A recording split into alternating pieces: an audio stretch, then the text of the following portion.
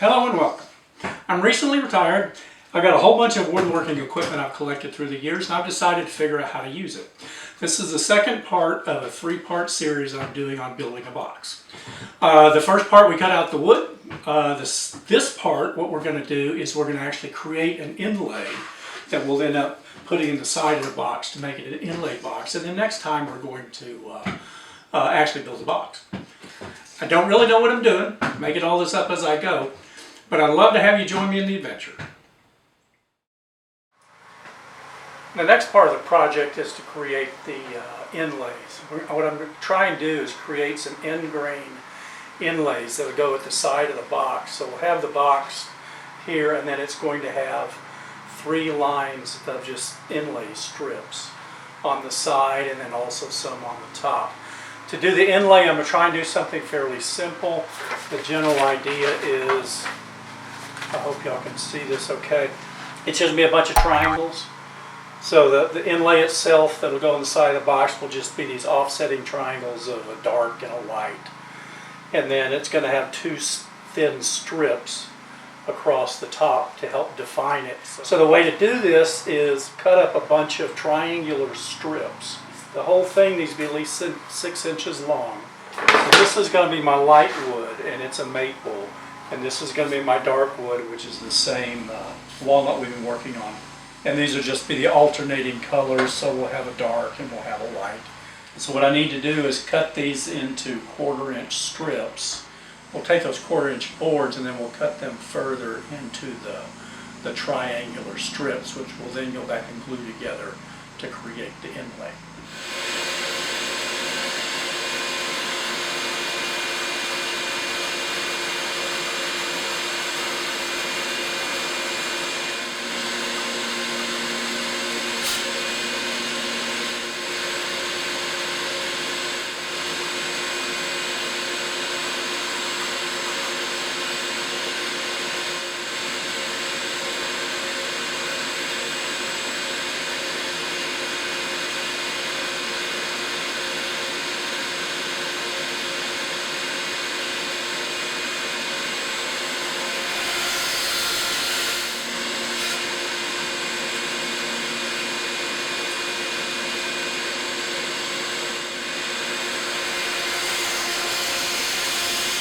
And here we have a couple of 1/4-inch of the walnut, and we have a couple of 1/4-inch of the maple.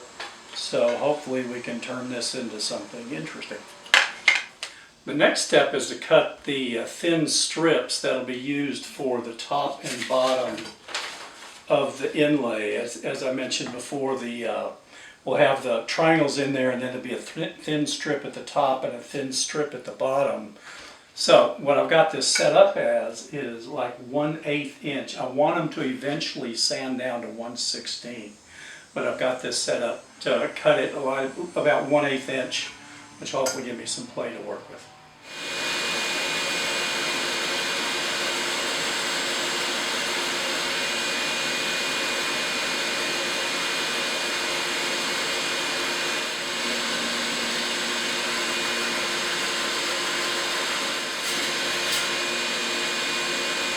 And look at that, isn't that beautiful? A little bit of sanding on this edge, it's just going to be perfect, to be exactly what I want. I just got to cut another one. Now that we cut up the walnut and the maple into these 1/4-inch pieces, I've sanded them off and kind of trimmed them down and got them to the right size.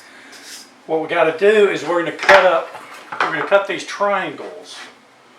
What I got to have is a bunch of triangles. I got to have both the walnut and the maple, these little slivers, triangle slivers. I've built this jig, which I think is going to work. I've cut a few and I think it works. It's sketchy to cut these triangles, because the problem is I can run it by one way. See, it's got a straight edge. I can run it by one way. I've got the table set at 45 degrees, and it'll cut the 45 degree. But then I've got a cut here, so then it sits wrong. So then I got to come at it this way. But then this is actually too low, so this actually has to be a little bit higher. So but what I do, I lift this up with this, and then I can cut it across this way, and it seems to work.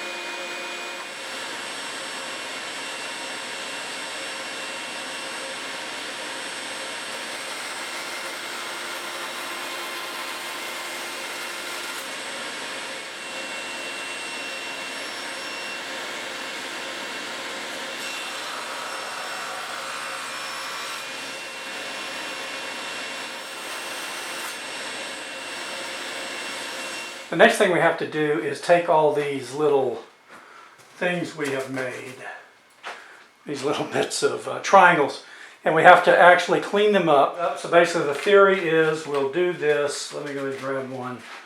I'm going to hit it once. This is about a, what is this, 150 grit. So kind of just make sure we get it cleaned up. And this is a 220 grit.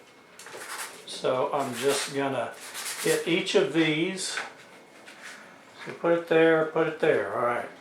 So that's what we're going to have. And then we got another one. Will be do this, and this, and this, and then this, and this, and this. And then stick that there, and then go to the next one. After we're done with this, we'll figure out how to glue them all up. Working my way through them, I have noticed that I only need the fine grit, the 220 grit. I don't really need to use the coarse grit. I'm not bothering with that. Okay, I got a plan. I'm going to take basic wood glue and this thing and paint each one, and in theory, it's all going to go together. We'll see how this works.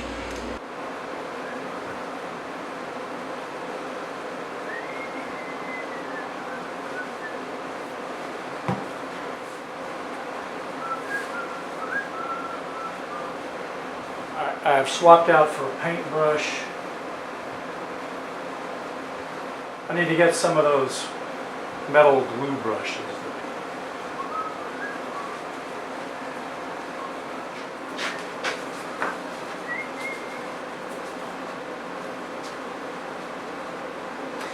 I'm adding this guide to make sure I keep all the ends right. I'm having problems keeping the ends lined up. Voila! We have a glued set of sticks. That's better if I actually peel this.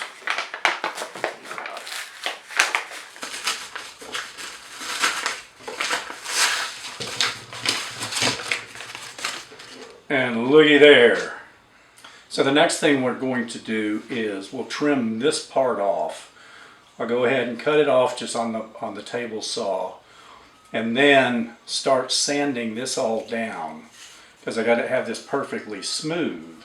And I'm just going to trim this piece off. I'll go ahead and use the crosscut sled. I had to build this real quick for this project, this crosscut sled.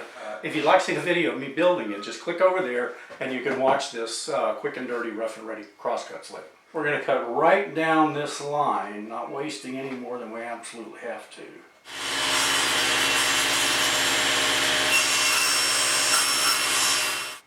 And here we have a little block that we will then use to add to create our inlet. It's a beautiful thing. It's a beautiful thing.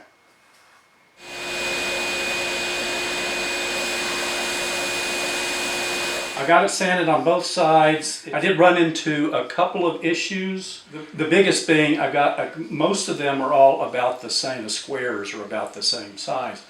but one of them is a little short. I could sand all the way down to match the short one, but I'd sand an awful lot of this away. So I'm going to take my chances on it. We'll see how it works when it glues up. It may not be noticeable. We'll see how it goes. What we're going to do is we're going to glue the top, and basically nothing fancy here. I'm just going to glue it. The one thing about it, you do have to get it really well coated, because each piece is, we're going to cut the ends off. So the glue has to be on every single surface, or you know, you have the possibility of it coming apart. Well, there we go. That's not enough glue. We need to give up. So we have that. We shall cover it with this, and then we shall cover it with this official heavy thing. And here we go. We let it dry. And now for the moment of truth.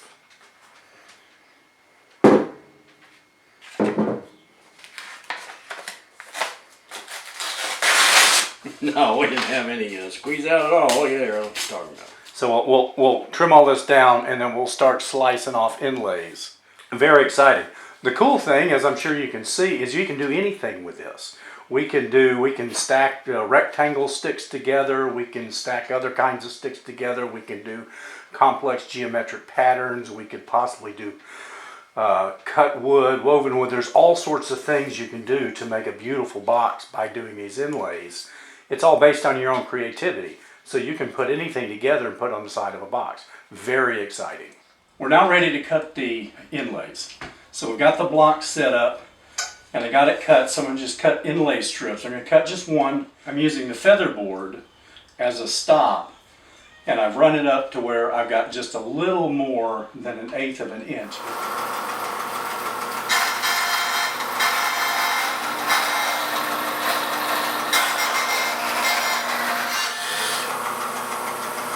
And here we have our first inlay.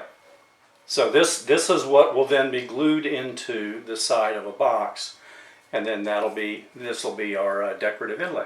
So here we go. We've got 17 little inlay slips. So each individual inlay will go in the side of a box. We have a 17. I believe we're going to need 12 for the sides, for the box sides. I'm thinking I'll need 4 for the top, but we'll see what the design comes in on that. But I'm very pleased. These look like they'll work great. Once they go in, they'll sand down and look just beautiful. Well, that's the end of the second video where we made the inlays. If you'd like to see the first video, I'll have a link to it up here. It's where we cut up the wood to get ready for this. And then the third video coming up, I'll have a link to it here once it's made. The third video will be actually building the box, putting the inlay in and creating our finished box. I hope you come back for the next one. I hope you enjoy this. If you like the video, please click the like button. I'd appreciate it if you would subscribe. Also click the notification bell so you'll be notified when we have other episodes up. I hope you have a good day.